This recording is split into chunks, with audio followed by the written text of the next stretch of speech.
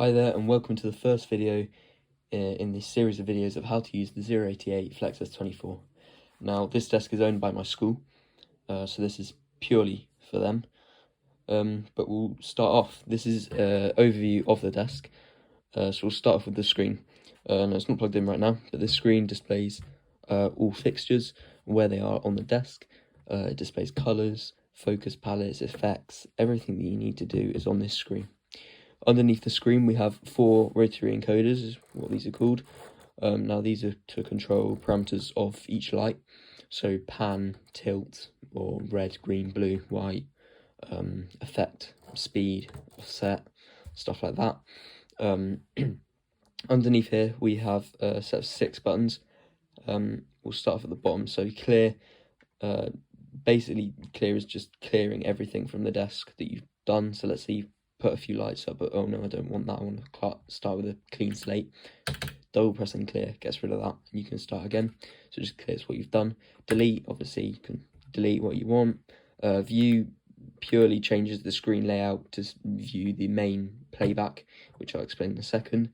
Update is for if you've got a cue or a playback or something like that, and you've changed something about it, you have to update that cue or that playback.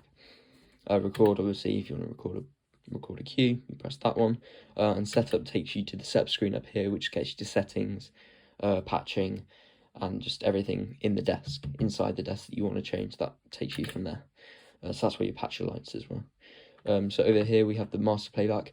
Now, this is not the grandmaster. There is no grandmaster on this desk. This is purely just the main cue stack on the desk, and then you bring it up, it starts the cue stack, and then you've got the go button, which is go, go, go. It works you through the desk. Over here we have 3 buttons here. The first one up here says Z or shift. So this one, if you hold this down, so it goes into shift, it gives these 6 buttons a completely separate function. And the Z button, so just pressing it one time will give it the Z, which brings you to another screen on the screen here, and it's got a keypad. And you can put in channel numbers at, the level that you want it, and you can do it in a syntax, is what it's called, in a way of doing that. But the screen's so small, you can't really use that well enough. So I find it easier just to stick with using the faders on that. There are a few other little things like copying cues if you want to do that is on there, but I'll go into that in another video.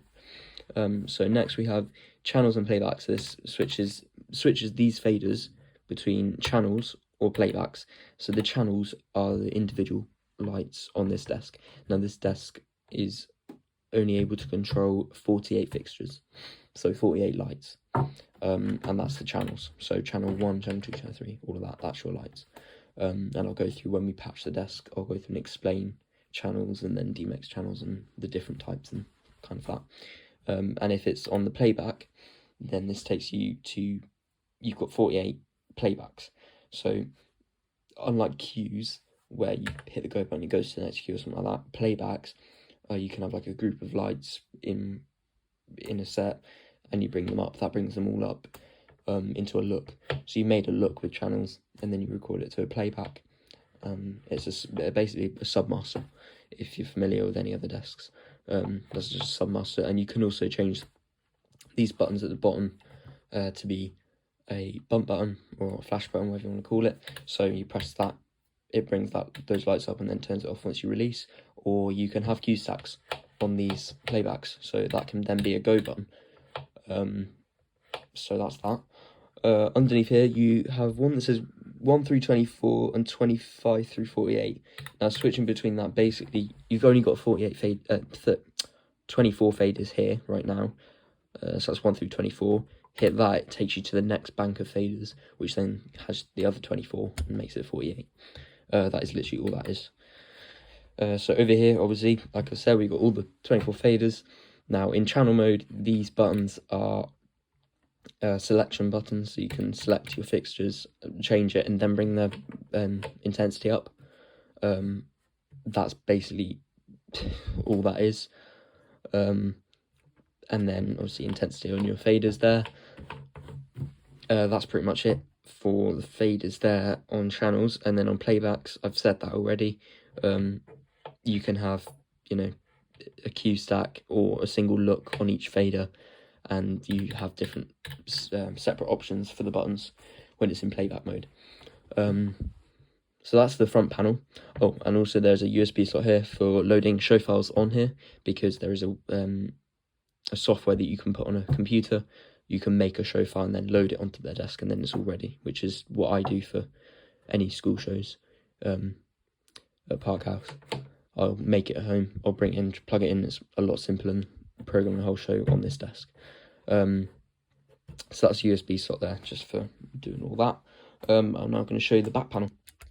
So on the back panel, we'll start from the left. We have the power input here. Now this desk doesn't have an on or an off function. It's you plug the power in, it turns on, you unplug that physically and it turns off. It's really annoying, but there's nothing we can do about it. There is another USB slot here, exactly the same to this one up here. I believe you can put lights on this, so that does give you power. You can put a little torch. Here we have an internet port, so if you have a router or something like this, you connect the output of this into here, and you basically, this is then on the router's network, which your phone or an iPad or a laptop can then connect to that network and then access this desk through the 0-8 apps that go along with this desk. I've used it once in school on the show, the Night of Musicals performance, and it was really useful when you're on stage focusing. But you can't run a show from that. It doesn't let you, which is annoying but also very useful, because it means there's no problems. So that's that. I can go into more detail in another video on that. That you can also output ArtNet and streaming ACN from this desk, but again, I'll go into that in more detail in another video if you need to understand that. Over here we have DMX output 1 and DMX output 2. Now, it says underneath here, both output Universe 1 unless upgraded. So you can upgrade this desk to have Universe, this desk can control like 40, or no, not 40, I think about 60 or 70 universes, but you can still only control 48 fixtures, which is useless.